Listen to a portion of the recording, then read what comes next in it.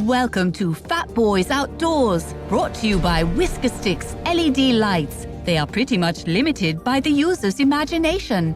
Find them on Facebook. Go. Alright, this is Chris Jenkins and Paul Ragsdale here with Team Fat Boys, and today we're going to do a video about knots. And I'm just going to start where it kind of started for me. And this is the first knot I learned when I was a little boy. I call it my everything knot. I use it for pretty much everything. I believe it's called an improved clinch knot. You just run it through, make a bit of a loop like that, twist it 5 or 6 times, and you'll run it through the loop, the tag in through the loop you created by the eye. And when you do this, it creates another loop. So you run your tag in through that loop, pull your tag in down, cinch it tight.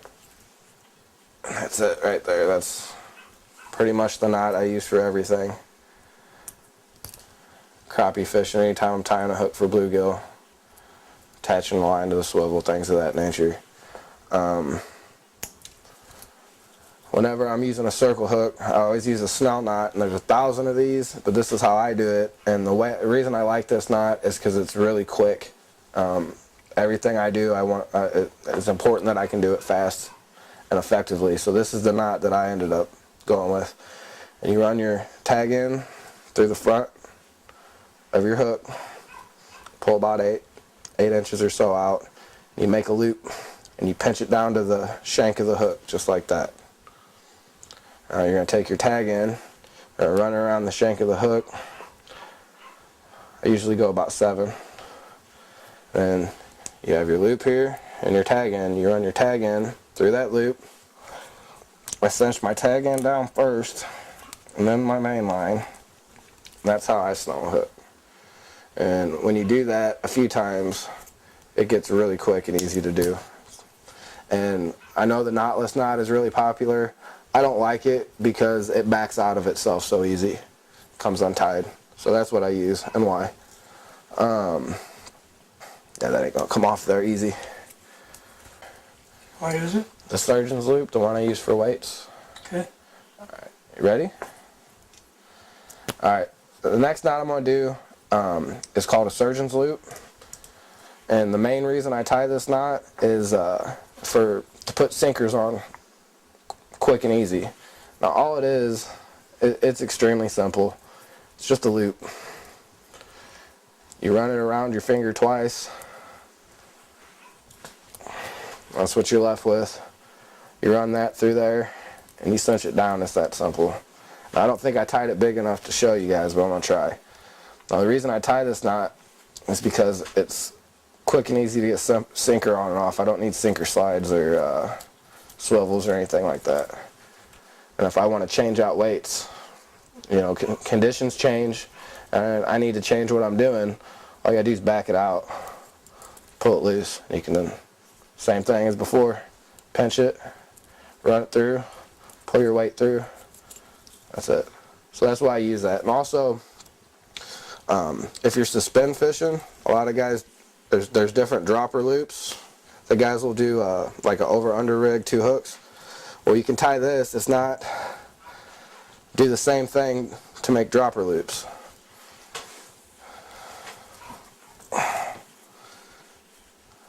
Take it, wrap it twice, run it through, and that's the dropper. And then all you'd have to do to attach your hook, same thing, almost same thing as what you did with your weight there. You pinch it, run it through, pull your hook through it, and then pull it.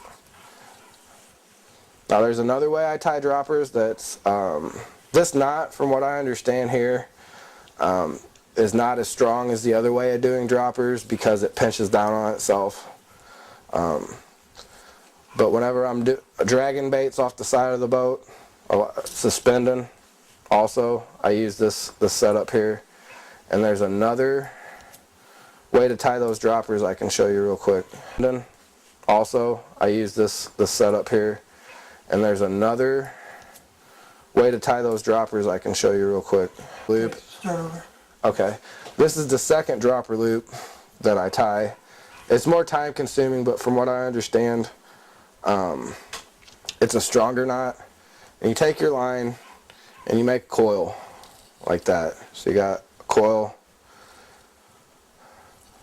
a loop about as big as what you want your loop to end up. So you got your tag end, your main line, and this loop here. This is probably going to be a tough one to get. But I pinch these two ends down here and here, and I twist it around itself about 6 times. This is what you're left with. You got this on both sides and this line coming off the bottom. What you want to do is pull that line off the bottom through your loop and take your tag in and your main line and pull it tight. That's another way of doing a dropper loop. And from what I understand, this knot's more secure, stronger. It's not as likely to break on you. But it's not very easy to tie. So this is the Palomar knot. I do not tie it a lot, but whenever I'm attaching braid to my swivel usually is when I'll do it. And you just take your line, fold it. That's all it is. And you run it through. You make a loop.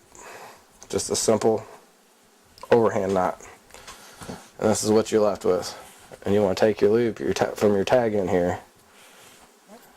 All you do, pull your swivel through it, and then cinch it. I cinch the main line first, usually.